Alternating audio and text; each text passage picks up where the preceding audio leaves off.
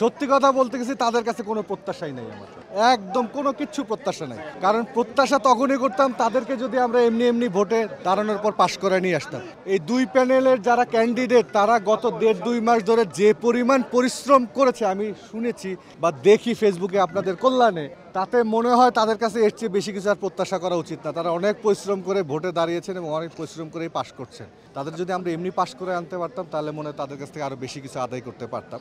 তবে বেশি কিছু আদায় করা উচিত না, কারণ কি তাদের ক্ষমতা খুব সীমিত।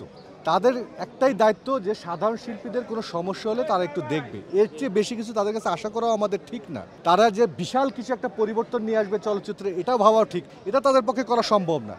আমরা গত 15 বছর ধরেও দেখছি বাংলাদেশের চলচ্চিত্রের সাথে যারা সংশ্লিষ্ট রয়েছেন যেসব সমিতি, কোনো সমিতি বাংলাদেশ চলচ্চিত্রের পরিবর্তনের সাথে আমার মনে হয় না কোনো ভূমিকা রাখতে পেরেছেন 15 বছরে। আগামী 15 বছর রাখতে পারবেন কিনা আমার সন্দেহ আছে। তা সো এদের কাছ থেকে বেশি কিছু আশা করাটাও ঠিক না।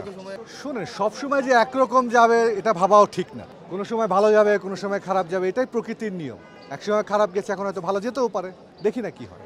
বেশি কিছু কেউই আশা করেন না।